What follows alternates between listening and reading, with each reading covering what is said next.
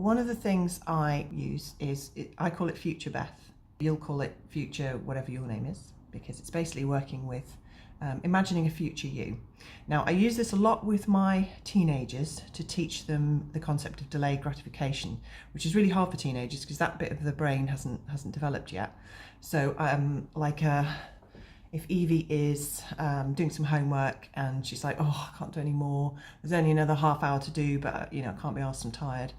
I sort of say, well, do it for future Evie, because future Evie will be tired tomorrow, and she'll look in her homework bag and realise, oh, I did it all yesterday. Oh, brilliant, that's great, And I I do stuff for future Beth in that sense at the moment. It's kind of like, if I can just push on and do this extra bit of work now, because I don't know what tomorrow's going to throw at me, then, future Beth, tomorrow Beth, who may be tackling all sorts of new stuff, will be very grateful that I made that extra effort tonight. So that's one way that I use future Beth.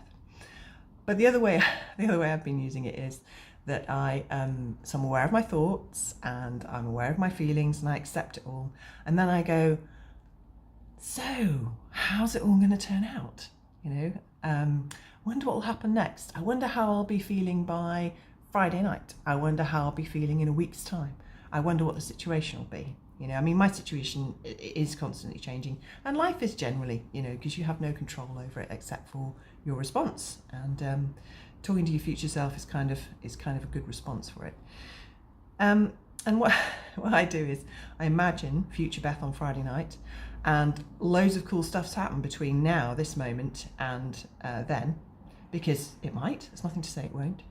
And future Beth is out in Manchester looking hot and having a great time with some friends. And she turns to me in this chic bar and says, yeah, I know you were a bit worried about that, weren't you? Whew, it was a bit hard, wasn't it, on Wednesday? But hey, it's all worked out okay.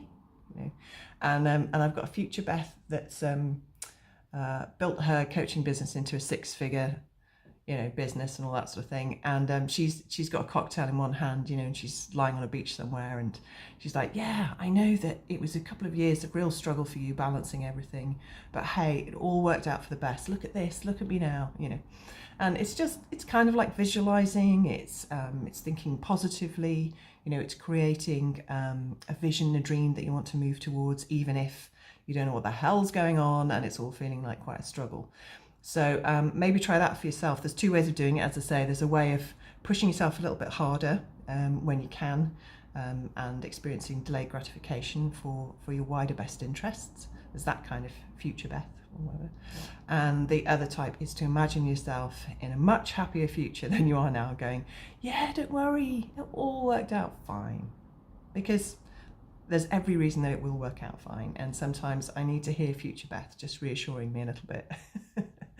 And of course, this is all in my mind because I'm managing my mind, and I pull up helpful narratives and helpful characters and helpful visions and pictures in my head, because that is the whole ball game. It's the pictures you make in your head and the words you say to yourself.